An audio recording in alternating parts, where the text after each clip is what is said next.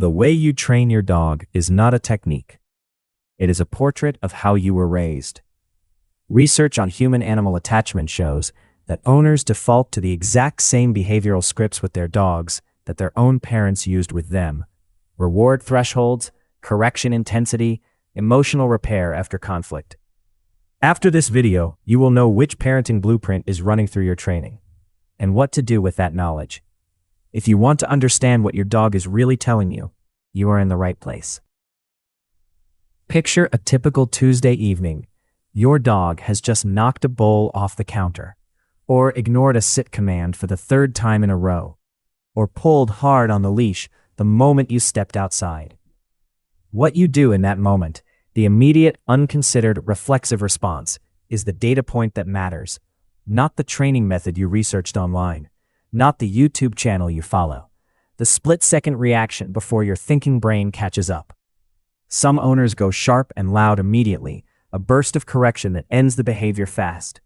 Others redirect quietly, steering without confronting. Some repeat the command, softer each time, until the request fades into ambient noise. Some walk away entirely, frustrated, not sure what the right move is. Others still laugh it off, chalking it up to the dog's personality. Every one of these is a real pattern. Every one of them is recognizable to anyone who has ever lived with a dog. And every single one of them has a psychological origin that has almost nothing to do with dogs. In 1966, developmental psychologist Diana Baumrind published a landmark study identifying 3 primary parenting styles: authoritarian, permissive, and authoritative, each defined not by the rules a parent sets, but by how they enforce them, how they respond to failure, and how much warmth accompanies discipline. What Baumrind found was that these styles produced radically different outcomes in children's self-regulation, confidence, and emotional resilience. Decades later, researchers studying dog training behavior began noticing something striking. The same 3 clusters kept appearing: owners who trained with high correction and low warmth, owners who trained with high warmth and low structure, and a smaller group who managed to hold both, clear expectations and emotional attunement. The parallel is not metaphorical, it is functional. The emotional architecture you use with your dog, the ratio of correction to connection, of demand to repair, was not chosen from a training manual. It was downloaded from childhood. Your nervous system learned a blueprint for how authority works, what safety looks like, and what love is allowed to cost. And when you stand in front of a dog who does not listen, that blueprint runs automatically. Number 1. The correction style is the most immediate fingerprint. When your dog makes a mistake, pulls the leash, steals food, ignores a command, your first impulse reveals your inherited model of how misbehavior should be handled. Owners raised in authoritarian households tend to correct sharply and quickly, with an emotional intensity that actually exceeds what the moment requires. The dog pulled. It did not require the tone you used. But that tone was not about the dog. It was the tone that was used on you. Owners raised in permissive or conflict-avoidant homes often swing the other direction. The correction never fully arrives. The voice softens. The boundary blurs. The dog learns that the word no is negotiable because in your childhood, it often was. And owners raised in authoritative homes, where consequences were clear but warmth never disappeared, tend to correct with precision. Brief, firm, then immediately back to baseline. No lingering punishment energy, no guilt trip after the fact. Alexandra Horowitz at Barnard College found that what owners read as a dog's guilty response after correction is largely triggered by owner behavior, not by the dog's memory of wrongdoing. The correction style says less about your dog than about who first corrected you. Number 2. The consistency gap is where most people's parenting history surfaces without them realizing it. Consistency in training is not just about repeating the same command. It is about whether the rules exist regardless of your mood. When you are tired, do the boundaries still hold? When you are happy and feeling generous, does the dog get to do the thing you normally do not allow? When you feel guilty after a long day at work, does the rule about the couch suddenly disappear? Children raised in inconsistent homes, where the rules changed based on the parent's emotional state, develop a particular kind of hypervigilance. They become skilled at reading adult emotion rather than trusting stated structure. Dogs raised under inconsistent owners develop the exact same adaptation. They stop responding to commands and start responding to your body language, your tone, your energy. not because they are stubborn, because the structure was never stable enough to rely on. Anne Sophie Sundman's research at Linköping University found that owner stress levels directly predict dog stress levels over time. Not just in the moment, but chronically.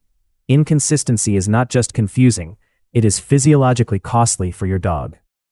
If that just made you see your relationship with your pet in a completely different way, hit subscribe. We explore the science of the human-pet bond every week, and what it reveals about us. Alright, let's keep going.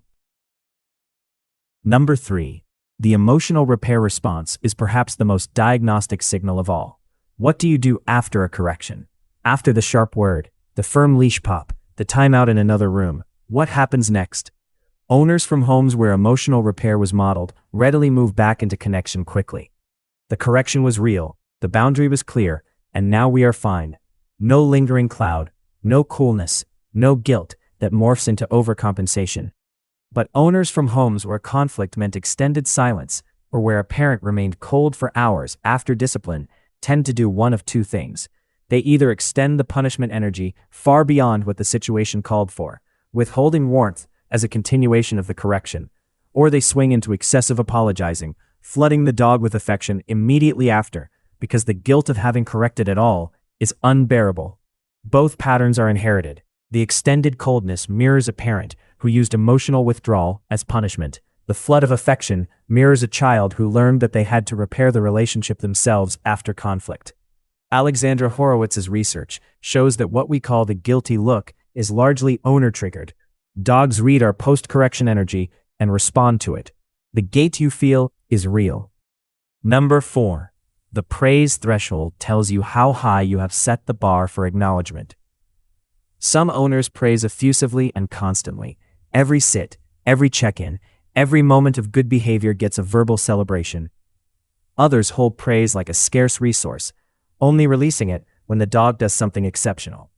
And most people sit somewhere between those poles without ever having consciously chosen a position. Where did your threshold come from? Research on parenting styles consistently shows that children from authoritarian homes internalize a praise scarcity model. Approval must be earned, not given freely, and even when earned, it arrives measured and brief. Children from authoritative homes tend to internalize a different model. Acknowledgement is proportional, specific, and reliable. You do not have to earn the right to be seen, but what you do earns recognition. What is striking is how directly this maps to training behavior. The owner who was rarely praised growing up often finds effusive praise uncomfortable to give. It feels unearned, performative, and they may unconsciously believe that their dog, like them, should learn to work for reward rather than receive it freely. That belief is not a training philosophy. Number 5. The control versus autonomy dial reveals your deepest belief about what safety requires. Every training decision is a dial setting between two poles. Control, the dog does what I say, when I say it, how I say it. And autonomy, the dog makes choices, explores, self-directs, and I manage the environment rather than the dog's every move. Where you set that dial is not arbitrary.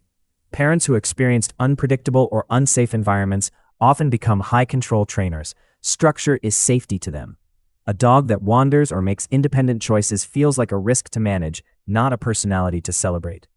Parents from homes with rigid authoritarian control sometimes rebel in the other direction. They give their dog enormous freedom as a corrective to what they experienced, even when some structure would genuinely serve the dog. Neither extreme is optimal. High-control training can produce anxious, hyper-focused dogs who lose confidence the moment they are off-leash. High-autonomy training can produce dogs who have no reliable behavioral floor when it matters. What is fascinating is that canine cognition research at places like the Duke Canine Cognition Center has found that dogs are actually designed to toggle between following human direction and solving problems independently. They need both. The question is whether your dial reflects your dog's actual needs. Number 6. The rupture and repair cycle is the long game signal, the one that most reveals the health of the attachment underlying the whole training relationship. Every training relationship has ruptures, moments where the correction went too far, or the patience ran out, or the dog did something that genuinely frightened or frustrated you. What determines the long-term quality of your bond with your dog is not whether ruptures happen, it is whether repair reliably follows. Secure attachment, in humans and in dogs, is not built on the absence of conflict. It is built on the predictable experience of coming back together after conflict. When repair is consistent, the dog learns something critical. Disconnection is not permanent. Correction does not mean abandonment.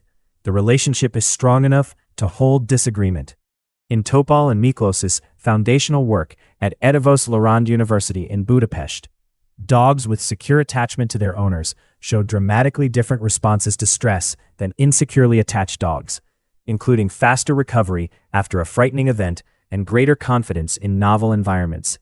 What built that secure attachment was not the absence of correction, it was the reliability of return.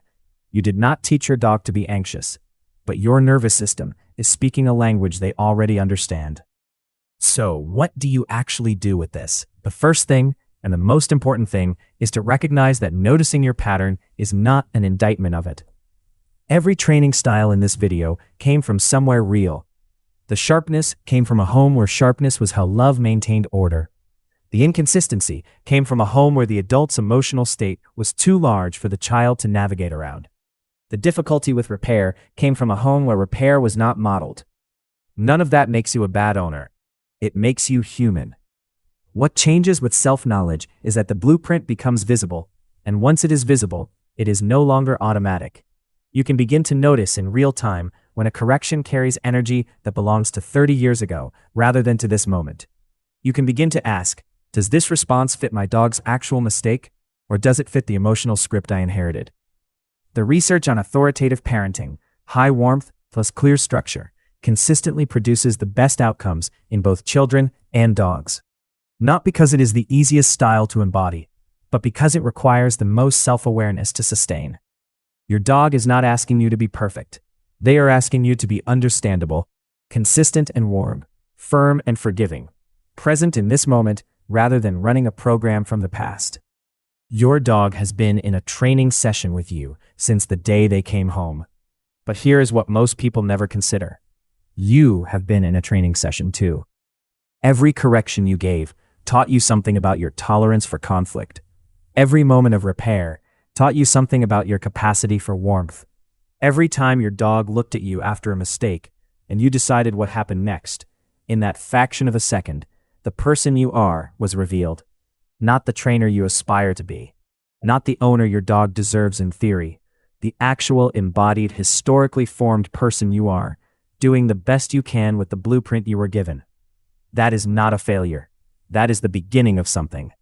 Because the dog in front of you does not need you to have had a perfect childhood. They need you to be here now, paying attention. And you already are. That is not nothing.